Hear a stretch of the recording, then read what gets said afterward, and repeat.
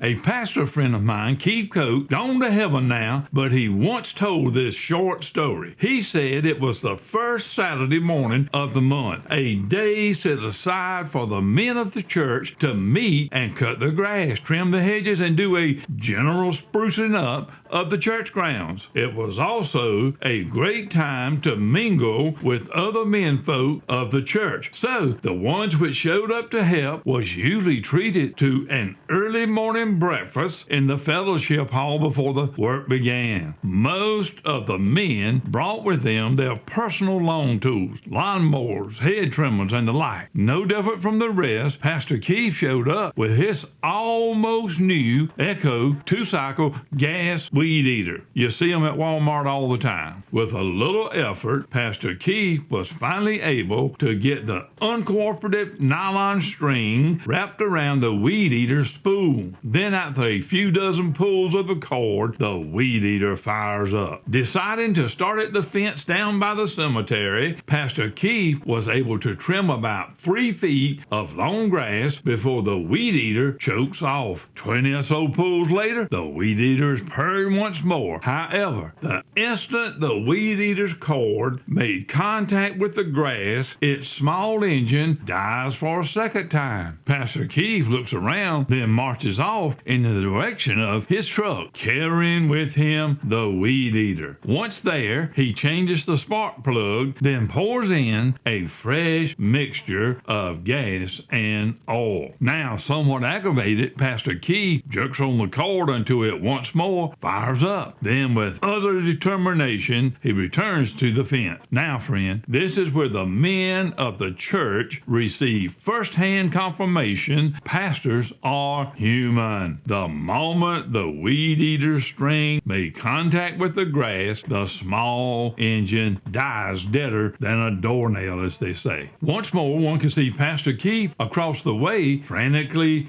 snatching on the weed eater's cord, pausing just long enough to wipe the sweat which hindered his vision. Then he pulls some more. However, this time the weed eater refused to crank. It was at this moment Pastor Keith did what any good Southern Baptist boy would do. He took the weed eater by one end, then slung it as far and as high as one could possibly sling a weed eater. It was a glorious effort. As the weed eater landed against the hard dirt, the entire deacon's board was able to witness this almost new time-saving tool busting to pieces on the hard ground. With that, Pastor Keith dismissed himself from this group of Christian men, got in his truck, and went home. Now, one might think this is the end of the story, but not quite. You see, some 6 or 7 hours later, there came a knock at Pastor Keith's door. He opened only to see it was one of his deacons, one who was present for the yard detail that very same morning. One who was a longtime member of the church. He had witnessed the entire ordeal of Pastor Keith and the weed eater. Noteworthy is this: when this particular deacon wasn't at church or at home, he could usually be found working in his small engine repair shop. After being invited inside, the deacon declines Pastor Keith's invitation, then presented him with his fully reassembled Echo weed eater, followed by these words: "I picked up the pieces after you left this morning and put it back together. I also found the timing to be off. Probably was set wrong at the factory. Anyway, it cranks on the first pull now." With that, the deacon demonstrated firing up the weed eater with only a half a pull of the cord. See the deacon finish switching the weed eater back off? It's better than new now. Then hands the weed eater over to Pastor Keith and walks off in the direction of his vehicle. Folks, isn't that exactly what Jesus Christ did for us? He picked up all the broken pieces of our life, put us back together, and made us better than new. Yes, we were defective right from the factory, born in sin, but we